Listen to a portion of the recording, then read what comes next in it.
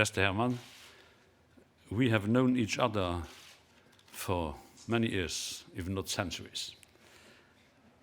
I think that one of the best encounters I had in my life were the one with you.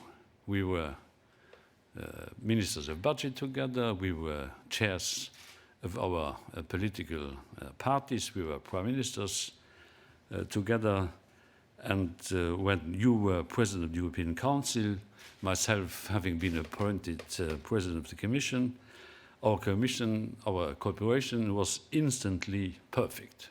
No surprise for the two of us, but it's a big surprise for others. I started my mandate with you, traveling to Brisbane, Australia with you for the G20. You may remember it was there, under the sun of Australia, that David Cameron informed us of his intention to hold a referendum on the UK's membership of the EU. That is when I knew, no matter how good a campaigner he was, he would lose it.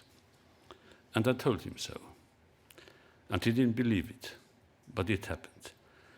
I will always remember this moment.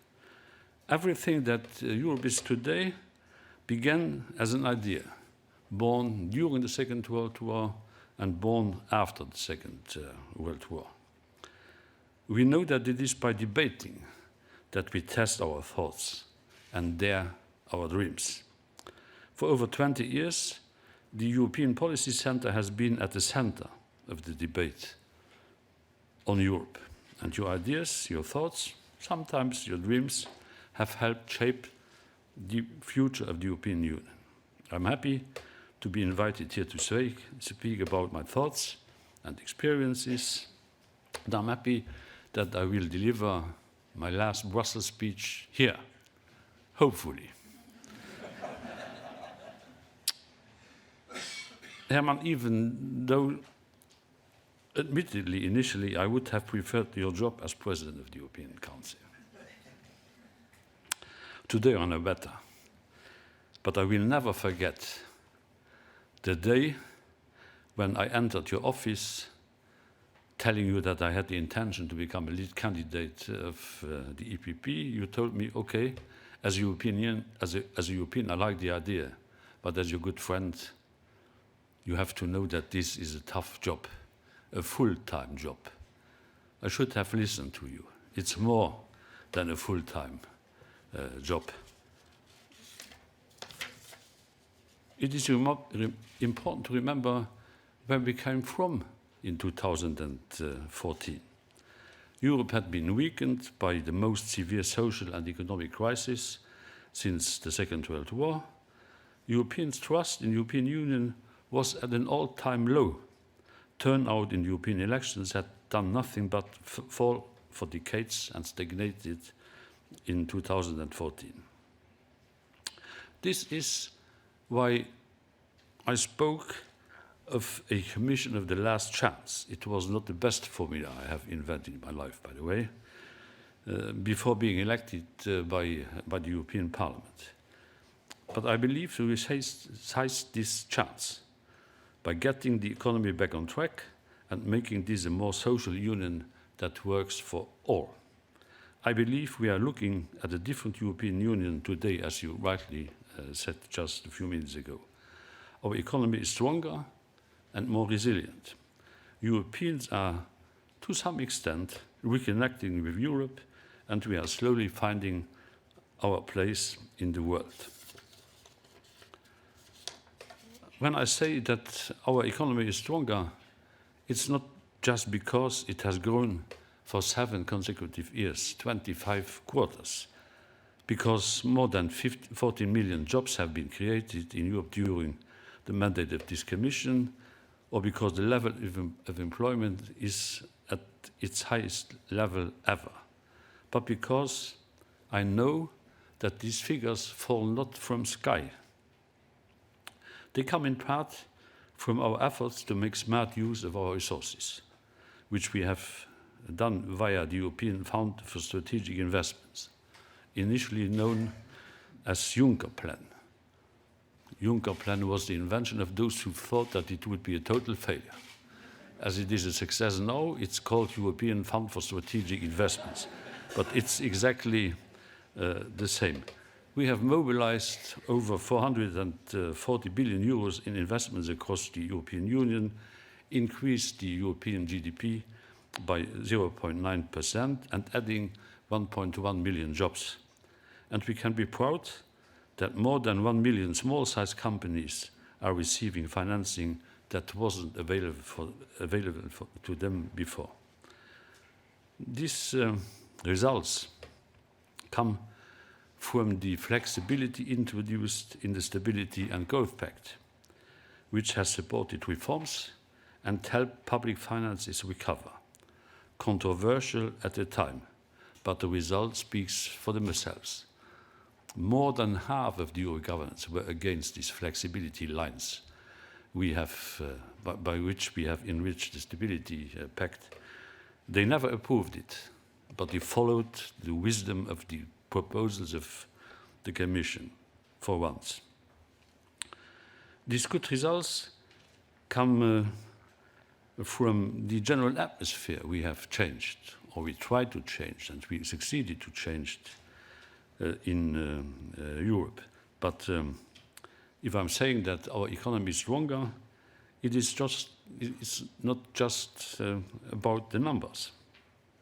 I was a labor minister for 17 years, the most happy period of my life. Although labor ministers are not very popular, but at least you have the impression to do something for those you are responsible for. And I always believed that economic strength is nothing without social protection for people. With the support of the European Parliament and Council, today we have the first ever pillar of social right, proclaimed at the first European Social Summit in 20 years. I was president of the European Council back in 1997, and I was asked by France, should I say by Jospin, to organize an employment summit. The conclusions of the European Council at that period were that we should have a job summit year after year. So it took 20 years to have the second one. But for my whole life, I never believed in second-class workers. Today, this is enshrined in European law with a simple principle: the same wage for the same work in the same place. I could go on, but my point is that I can say our economy is strong because our social values, they too are strong. While strengthening our economy, we have also strengthened our resilience. This I can tell you because we have been tried and tested again and again. From Greece to migration to Brexit, the three most significant crises I had to face, it has not been an easy ride, but each time we have shown solidarity when it counted the most, unity when disunity threatened to prevail, and true European resilience. When people ask me, and this happens very often these weeks, what the Commission's biggest achievement was, it is always Greece. It deserves a book in itself. So I have to write a book, at least 2 books.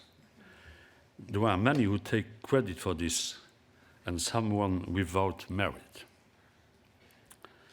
I would like to take a little of the merit, at least, because when I was, as a president of the Commission, dealing with the Greek crisis, numerous were the prime ministers and finance ministers calling me and saying, Jean-Claude, this is not your job. This is the job of the member states. But reading the treaty, I'm amongst those who know the treaty. And in the treaty, there is one invitation to the Commission saying that the Commission is in charge of the general interests of the European Union. Accepting that one country would be ejected from the euro area would not have been in the general interest of the European Union, so I did what I was able to do to keep Greece as a member of the euro area, and our efforts, they were numerous, in fact triggered an estimated 2% GDP increase in that country, whereas in the years before they were losing 5%, all in all 25%.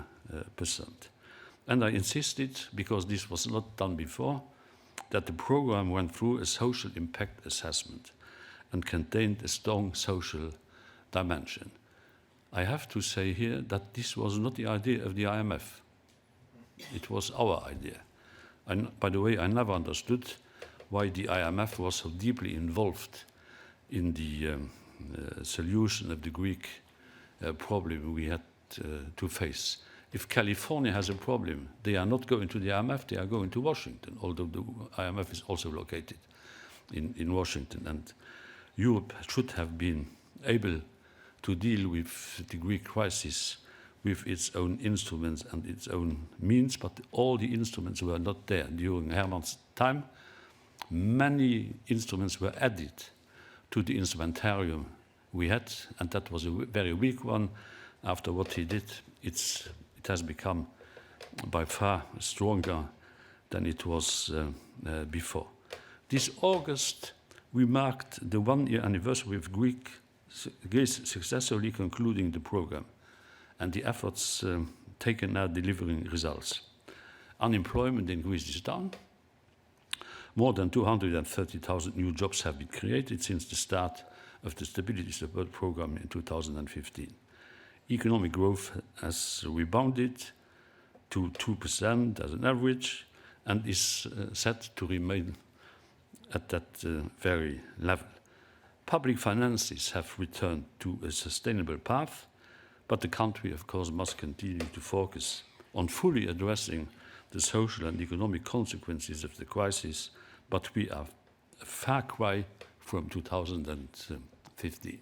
Who would have thought it in 2014, that Greece would be in such a better situation today than it was before? But the most divisive of the crises is by far migration. I remember standing in the European Parliament plenary in April 2015, making a cry for saving lives at sea and opening up legal paths for migration. I got, which is not so normal in the European Parliament, a standing ovation.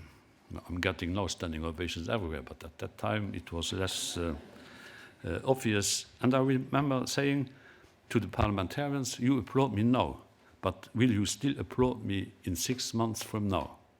The answer, as we know, was no. We have to be honest. We did not achieve all we wanted to on migration, but the advances we did make remain nevertheless important. My approach to migration has always been European to the core. This has never been and will never be a challenge that any single member state can handle alone. For me, making a success of the Union's migration policy has been about reinforcing this and with policies to address all angles, from border management to helping those who really need Europe's protection and a safe place for their families, to working with our international partners on the ground and addressing the root causes that push people to leave their homes in the first place. More was achieved in this very context than often acknowledged.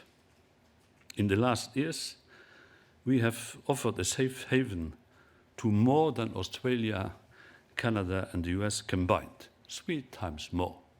Europe did not become a fortress during these years.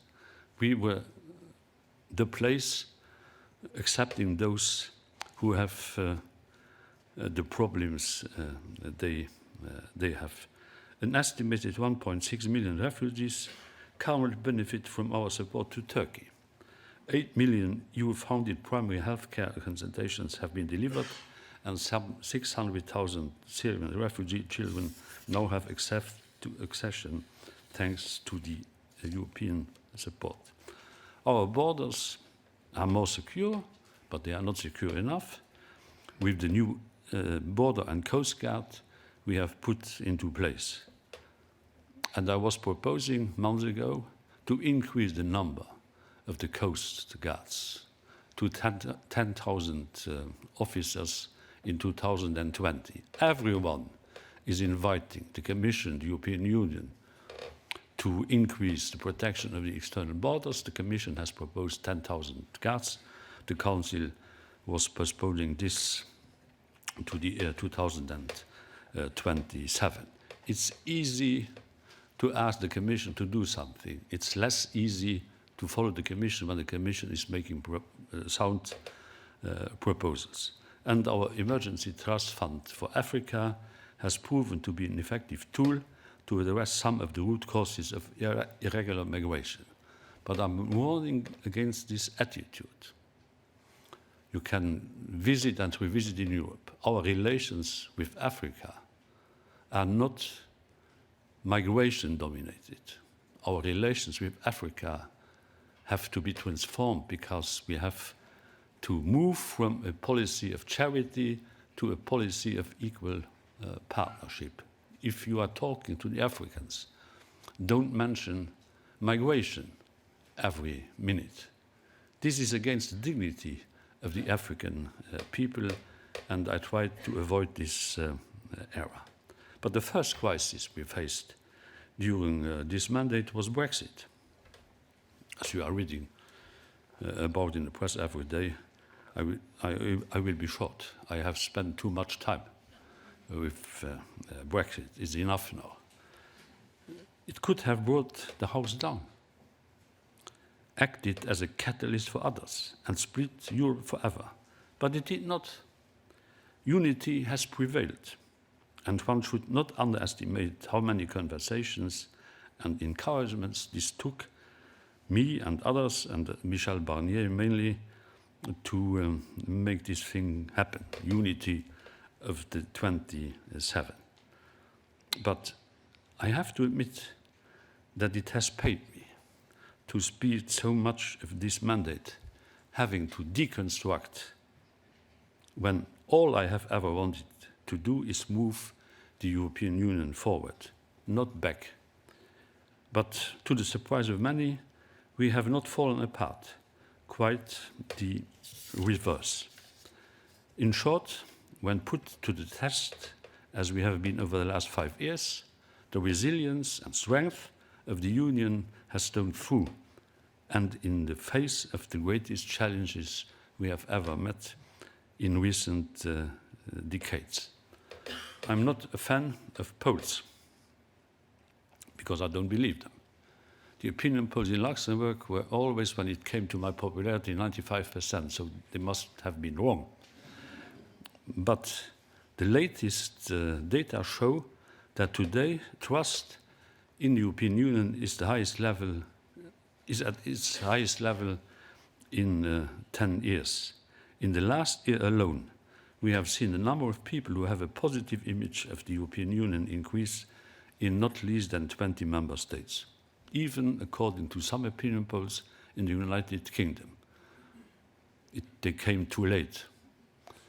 But nevertheless, the European Union has never been as popular as it is for the time being in the UK. People say they feel more European. There is more support for the Economic and Monetary Union and the single currency than ever before. And a majority of Europeans now believe their voice, their individual voice, counts in the European Union. Beyond this polling data, which you can choose to trust or not, I'm rather pessimistic when it comes to a scientific analysis of opinion polls. There is the stark fact that European elections this year will show the highest turnout in 20 years and a sharp decline in the number of parties advocating to take their countries out of the euro area or out of the European Union. I believe there is a lot we have done to deliver for Europeans, but I don't want to swim in this pleasant channel of auto-satisfaction. But I think we have done a lot to deliver for Europeans. For example, we have put a great deal of effort into delivering more to young Europeans, helping them to travel, to study, to find work when unemployed, and give back to society through the new European Solidarity Corps. Between the start of this Commission and 2020, 4 million people are expected to benefit from the Erasmus program, which is one of the biggest successes ever of the European Union. Around 50,000 young Europeans have already taken part in our new Discover EU program, many of whom have been able to travel to another European city for the first time. And since we announced, which is largely underestimated, a new European Solidarity Corps, over 172,000 young people have registered their interest to take part, and more than 30,000 are already active, volunteering, training, running their own solidarity projects all over Europe. That's Europe at its best. We are listening more to what people want. When I took this job, I said to every single member of the college, I do not want you to stay in Brussels all the time. Some of them are exaggerating because they are never in Brussels, but it's not good for the commissioners to be imprisoned in the Parlement. I said to them, travel, explain, have dialogues with citizens and with parliaments. We have embarked on the first constant dialogue with European citizens. 1,800 citizen dialogues have taken place in more than 650 cities. Members of the Commission were visiting more than 800 national and regional parliaments after the publication of the so-called white paper in March 2017. Their ideas, those of our citizens, their engagement, their expectations have guided us through the mandate. For instance, we adopted the first ever EU-wide strategy on plastics, and we set up a dedicated European border and coast guard, both themes that citizens have mentioned in almost every single citizen dialogue. I also knew that if Europeans were to see the worth of Europe once more, we needed to think where we could add the most value for our citizens. So we cut the amount of legislation from around 100 major initiatives in 2014 to 23 in 2015 and just 15 in 2018. This amounts to 83% fewer legislative initiatives over the last 5 years compared to before, and thus has allowed us to stay focused on the 10 clear priorities I have mentioned at the beginning of my mandate. And lastly, although I'm not the last to do so, I campaigned for my job as President of the Commission. I presented my ideas to European citizens in 33 cities in 18 countries in 45 days, because I was appointed by the EPP when the campaign was over. And so I had to speed up the whole process. What I'm sad about is that the European Commission, like other European institutions, are heavily criticized for being non-democratic, over-bureaucratic. We are dealt with by some, not only in Britain, as a group of putschists. I have to say here, I have been elected 11 times in my life. Sometimes at national level and 4 times at European level. So I do not feel like a putschist. I'm an elected guy.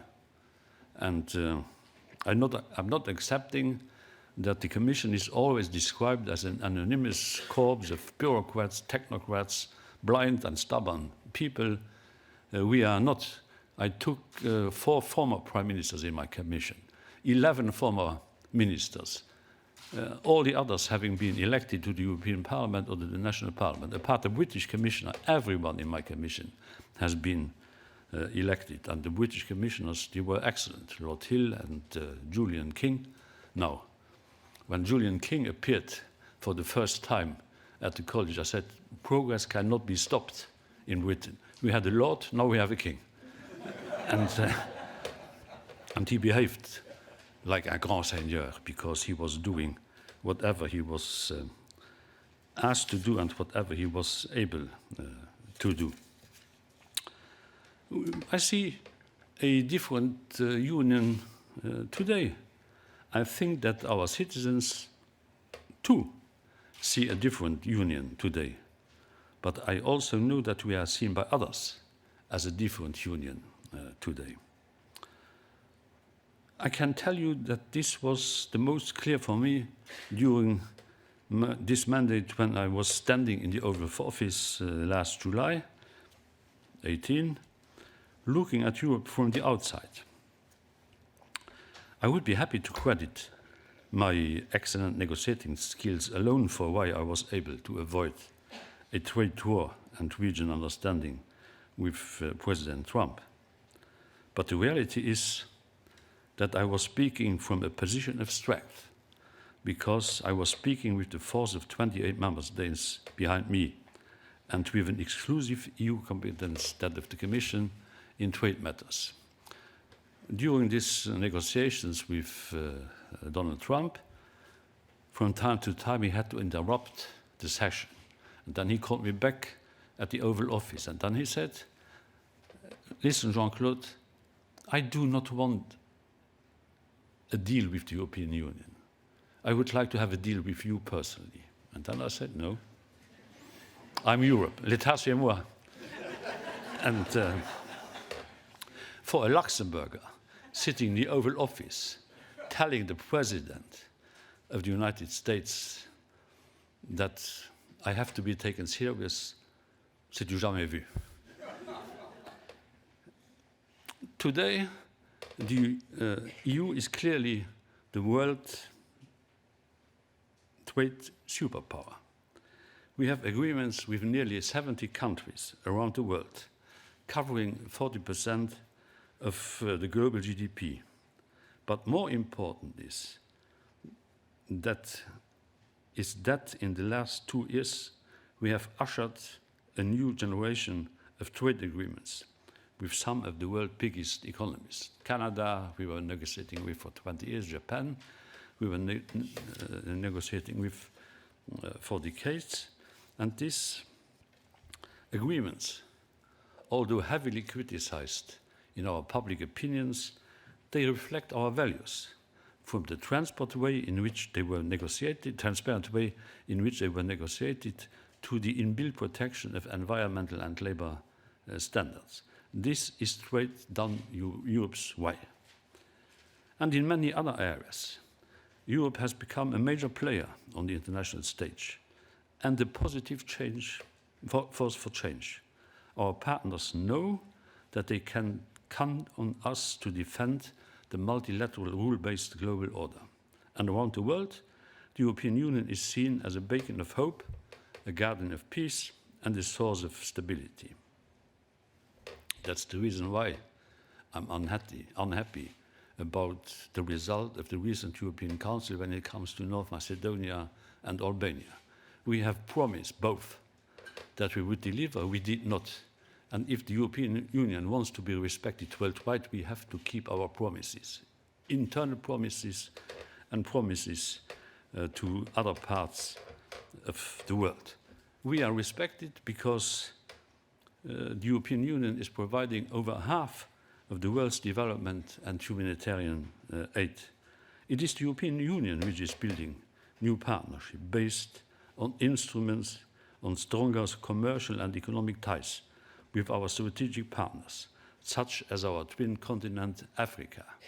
I have tried to change our relations to Africa, proposing a new alliance with Africa, because I do think that Africa matters in the future. They will be more numerous, they will be, rightly so, more demanding, and we have to be prepared to deal with them in the best way possible. And when it comes to our defense, we are finally acting together.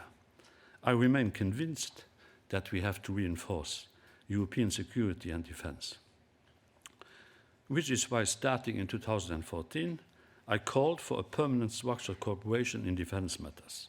The sleeping beauty of the Lisbon Treaty has now been woken from her slumber. It is why we created the European Defence Fund. It is why Donald Tusk and I work to create a real culture of cooperation between the European Union and NATO. And there are good reasons for working together in a better way when it comes to defense. In Europe, we have 173 kind of weapons. In US, 30. In Europe, we have 18 types of tanks. In US, 1. We are spending half of the American budget when it comes to defense, but so we should be efficient at 50%. We are efficient at 15%. So we have to reconsider this whole matter in a way that we have to work together in a better way. If we were working together in a better way, we could make the economy of 50 to 100 billion euros per year. Let's do it, instead of giving lessons to others. We have to become more efficient internationally. I have called this Weltpolitikfähigkeit in German. If we are sticking to the rule of unanimity in all the matters related to foreign affairs, we are lost. I'm strongly defending the view that also in the foreign policy, we have, in some areas at least, to decide by qualified majority. It's impossible to explain to the rest of the world that we cannot give our judgment assessment in the Human Rights Committee in Geneva because one member state is considering that in China everything is perfect. So we have to make up our minds when it comes to the decision-making process in foreign affairs. So, Herman, I'm thanking you to be here today and to listen to me today.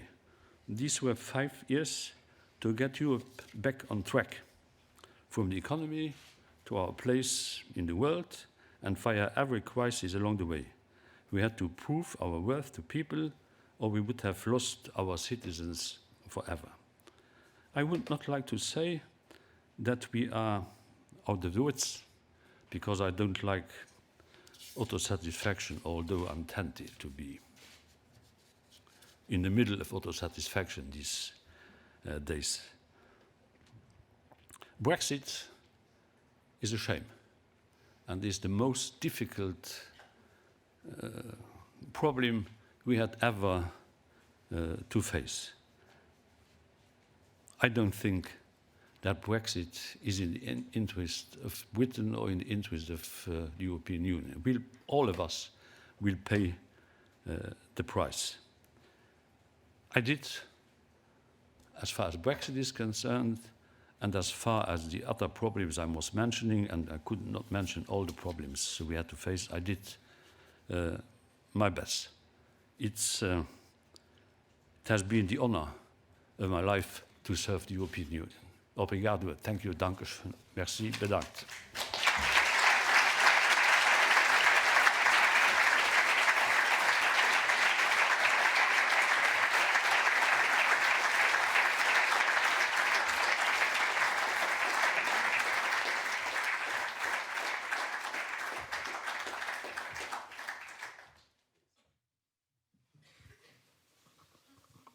Thank you very much, Mr. President, for your speech.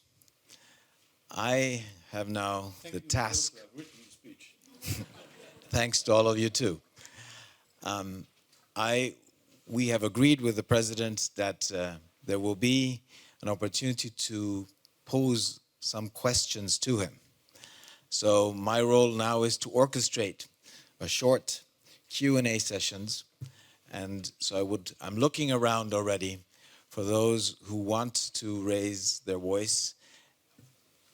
Let's take, yes, and in your seat there is a microphone which you will find. Yes, sir. There is a seat, in your seat there's a microphone. If you open it. It doesn't help because you are pointing at everyone. Nope. Look, he's already looking for it. Yeah, and he found it. Should be on.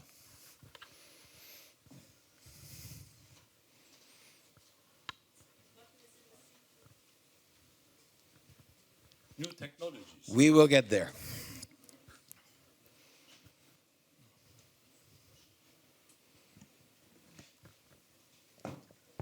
Yes, now it works. Thank you.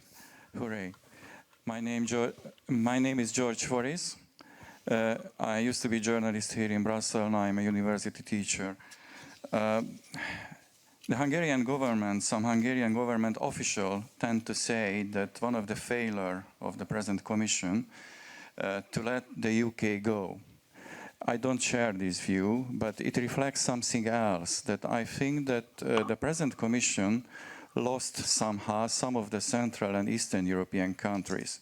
I remember those days when the small or less influential countries instinctively relied on the Commission and the EU institutions, and now many countries among them tend to turn against, criticize, and follow other paths.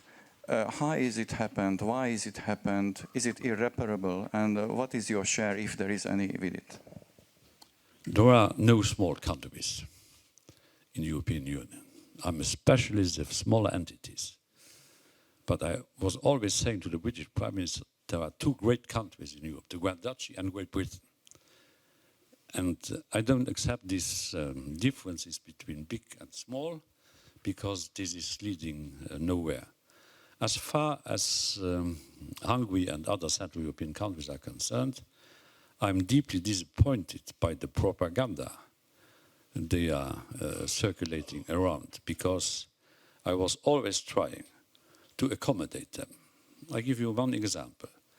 The Commission had proposed a compulsory relocation of refugees through all the 28 countries. The day before, the Council of Interior and Justice Ministers were meeting. I was calling all the heads of state and government of the reluctant countries, telling them we are not insisting on the compulsory dimension of our proposal. If you can accept the figures without accepting the compulsory diktat, as they were saying, I could easily agree, and they agreed.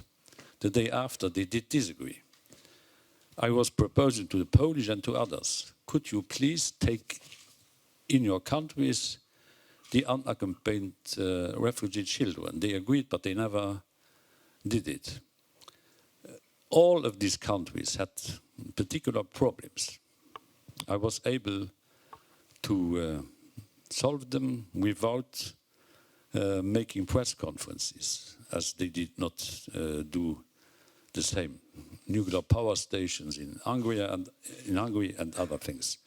So I have the feeling that this unfortunate misunderstanding is mainly due to domestic political reasons. I had to suffer a huge anti-Juncker campaign in Hungary, but I did never react to that because I did not want to feed this sentiment.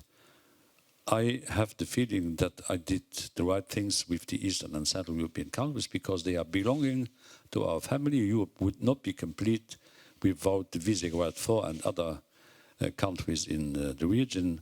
And I do think that these things can be repaired. I'm working with Ursula von der Leyen on the ways, and means and instruments how to repair this misunderstanding.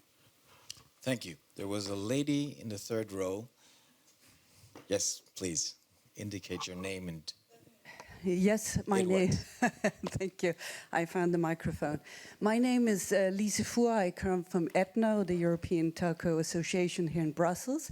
But I ask on my own behalf now. You said Brexit is one of the worst things that happened in your period. What have we learned from the Brexit crisis? Is there anything we need to change in the Commission going forward? Don't always give the impression that the Commission is responsible for the result of the referendum. It is not. If during 46 years you are told day after day, and if day after day you are reading in your papers that the place of the British is not really in Europe, but that they are there for economic and internal market reasons, and all the rest is nonsense, bullshit, as they are saying in the European Parliament, don't be surprised then if voters are invited to give their impression, their assessment, that some of them, small majority, but nevertheless a clear majority, is voting like a majority of the British sovereign people is voting. We have made some mistakes. I was always convinced that this referendum would be a negative one for Europe and for Britain. I had, as I told you earlier on, a British commissioner, Lord Hill, and we were negotiating a deal with David Cameron. Who remembers that? Pages and pages and pages, days and nights. And he was always telling me, I need this and that because I have Mrs. May, who is not very happy with everything which is said about a deal with Britain. Nobody mentioned this deal during the referendum campaign, nobody. How is that possible that you are concluding a deal with a government and nobody is mentioning the content and the atmosphere of that deal during a campaign? That's the British way of not saying things. But they were saying things, some of them, lying. Telling the people things which have nothing to do with our day-by-day reality. David Cameron asked me not to intervene in the referendum campaign because he said, well, the European Commission is even less popular on the islands than on the continent, which in fact is a performance, but don't intervene in the debate.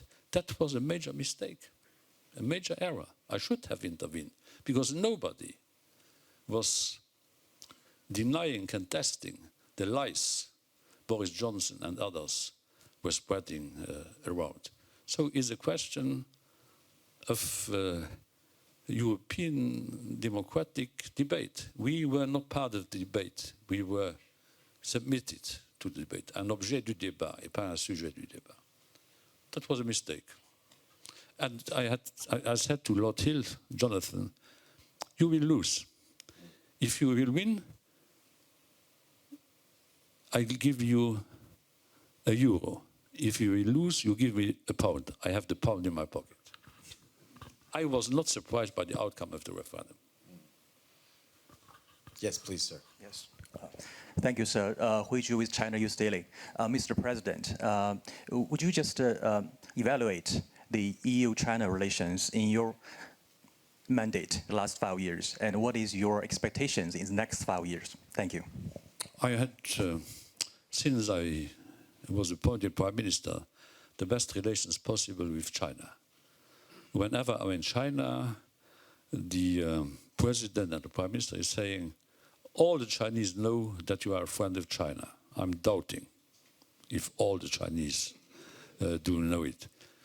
You know, I have a good relation with China, which allows me to joke with China.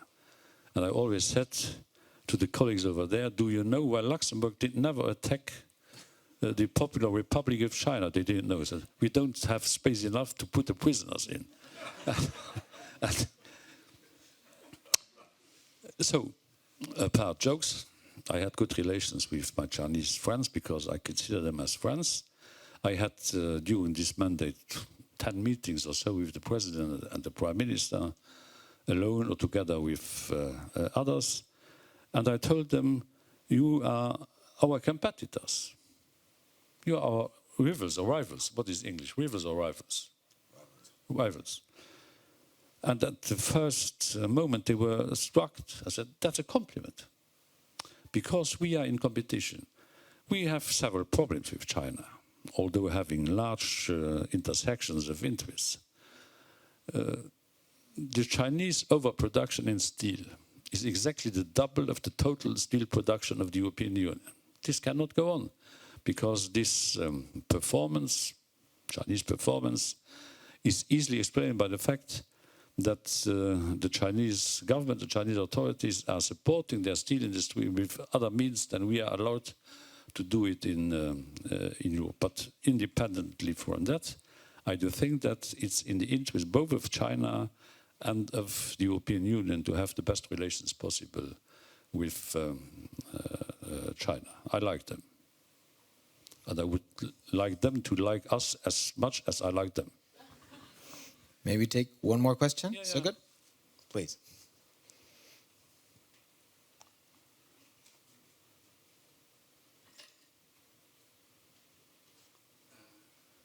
Just try it.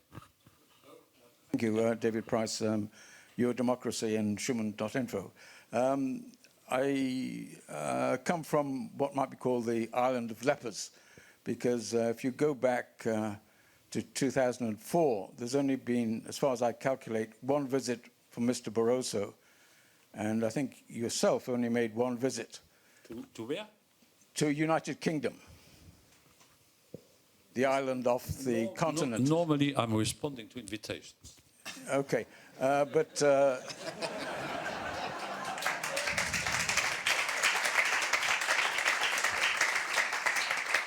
since the time of Mr. Barroso, there's been grave doubts about at first the Constitutional Treaty and then the Lisbon Treaty, from the point of view of transparency and democracy. But if you don't engage with people on those particular points, not just the economics, you obviously get into a problem. And I'm wondering if you'd like to assess those last 2 decades, which go far beyond your mandate. I don't believe that you are right if you are given the impression that the European Commission or the European Union as such is not in contact with real life.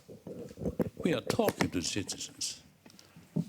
I should invite you outside Britain. If I'm walking through the streets, people are stopping me and they are telling me what they do think they have to tell me.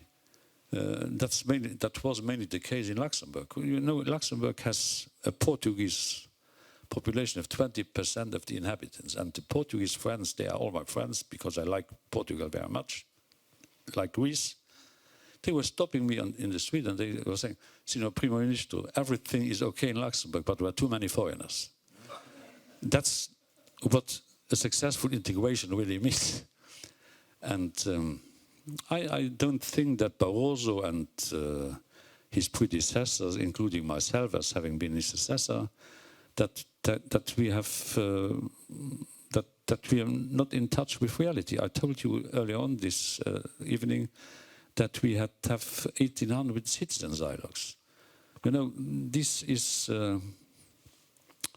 demanding because you have the meeting and then you have hundreds of people coming to see you and telling you that what is wrong and what is right, mainly what is wrong. So I never had the impression that I was flying through the last 5 years when it comes to the need we have to listen more to citizens. But there is another dimension in this. Citizens have also to listen to us. It's easy to criticize the Commission and the European Union and so on, but if we are taking the floor, who is listening? We are not more stupid than those who are criticizing us. We are all stupid together and all intelligent together. And so-called ordinary people, I don't like that expression, but my English is too poor to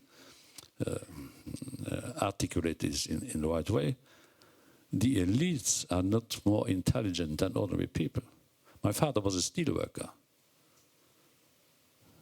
he was not less intelligent than the bosses of the steel industry. By the contrary. Thank you. Mr. President, let's see who it is. For once, it's not my wife. Ah, that's bad. I would... It looks British. I would like to exploit the fact that I have the honor of moderating and pose one question to you. That's why moderators are always volunteer to moderate. Exactly, to not ask a question. One question. If I would ask you for one piece of advice, not advice for your successor or for your successors, but one piece of advice on the basis of your experience, not only of the past 5 years, but much more. Advice to all of us Europeans in terms of what we should have in mind when we look towards the future. What is is there one thing, or can one express one piece of advice to all of us? I was saying the other day in Parliament, take care of Europe. Peace is not evident. It's under danger every day. There are 60 wars worldwide, not one war on the territory of the European Union. Take care of Europe. And fight against this stupid nationalism, which is reappearing. Be patriots, yes, but don't be nationalists. Don't be patriots against the others. Be patriots for yourself and for the others. And let's try to keep Europe as an open place for those who are deeply unhappy. It's part of the European message to stay as an open continent. Thank you very much for this piece of advice. What is my humble task now? And don't follow the populists.